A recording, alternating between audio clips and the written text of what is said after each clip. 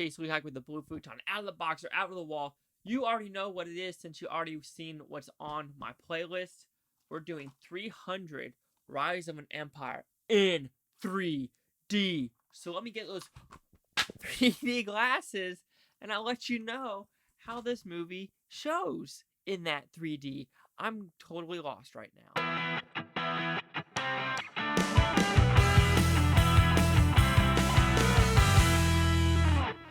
So 300 Rise of an Empire, what's it about? Is this a sequel to the first 300 movie? No, this is basically a timeline where it morphs into the 300 movie where it's multiple events happening at the same time at some part of the movie. Then there is some stuff that happening before the actual events of 300 as well as after the events of 300. So let's go to the 3D first.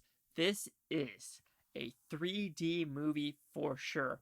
Why, you might ask, is literally because of the post-production bar none. There's so much post-production dust, so much post-production blood, so much post-production sparks, flames, spears, limbs just flying at you, water droplets, blood. It is literally like that, especially when you're on the boat. There's actually a scene where they forcefully put fake water on the screen and make it blurry for hard to see, and that is very much in 3D, and that is this is a 3D movie, hands down. It feels like they made this movie for the 3D for this reason. So if you do have a 3D TV, this movie is a absolute must own just for the 3D effects by itself.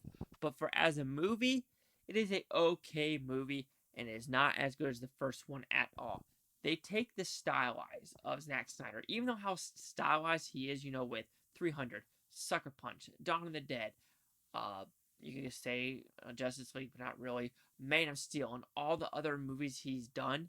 Take this one and add 1 million points to it. I mean, there is so much more blood, so much more limbs coming at you, so much more spears, so much more violence. This is a lot more of a scope movie that deals with water, navy, and land battles as well. So land army kind of battles as well as navy battles as well.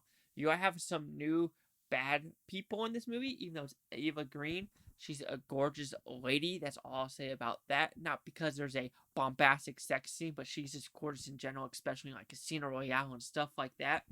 But this movie is too stylized for its own good. Like I said, there's a bombastic sex scene that rivals that of Shoot 'em Up. Hard. It rivals it bar none, like choking and just weird scenes as well. The issue with this movie is the blood effects are just too much. Yeah, I don't mind blood and guts, like not at all. But when it comes out like by gloopy glue blood, it just takes the story out of it because you're like, that's completely fake. At least make it like more water spatter of blood. Even though blood is thicker than water, of course, but not make it like oil blood. Because there's a scene where they like throw oil out of a ship. It's literally the same density as the blood, so you're like, okay, can we make it a little bit less?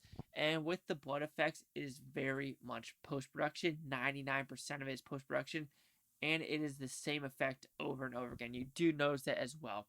This one is way more CGI heavy than the first one. Especially there's a scene with the horse, that whole scene, CGI. A lot of stuff on the ships, very much CGI heavy movie. A lot of this is a post-production movie with visual effects and everything like that. Also, I've noticed a huge flaw with this movie. It is the swords. Chase, why are the swords a problem with this movie? Well, with this much fucking blood going on the ship, in the air, in that person's face, this way, this way, this way, this way, there's literally no blood on the swords. These are the cleanest swords ever. These swords have chopped through multiple heads, arms, torsos, ga.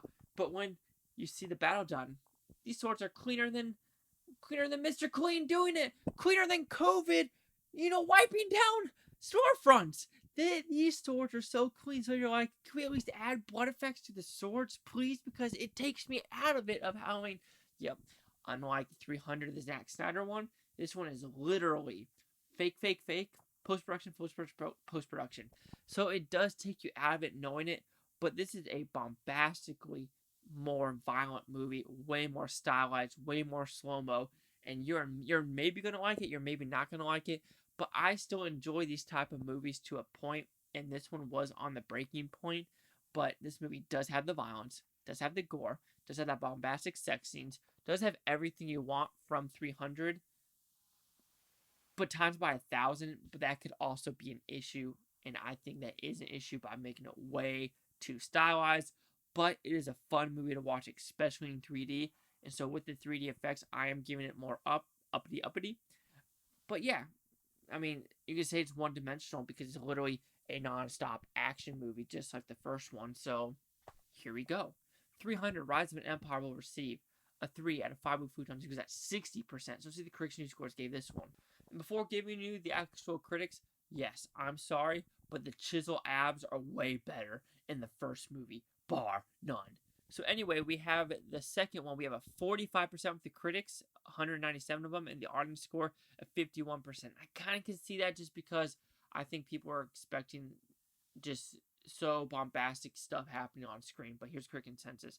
It's bound to hit some viewers as an empty exercise in stylized gore. And despite Gonzo's starring performance from Eva Green, 300 Rise of an Empire is a step down from his predecessor. I have to agree, but like I said, I feel like a lot of people didn't see this in 3D. This is very much a movie made for 3D, and rewatching it back to back. And I think what people need to do that nowadays when you're reviewing movies like this, they really need to see the first one, like Zoolander and everything like that. Watch the first one like right before you watch the second one, so you kind of get a glimpse of everything of the changes they're doing. And I think that would make the score a little bit better, but I do understand why it is lower. Yes, you can. So do you agree with the 45, the 51, or the 60 chase out of the Blue Futon? Like, comment, subscribe. Let me know these Blue Futontopia, you Blue Futonians. Thank you for watching. Have a great day. Peace and love, peace and love. This is Sparta! Wait, wrong movie. This is the Navy. This is the Navy. Ooh, the Navy.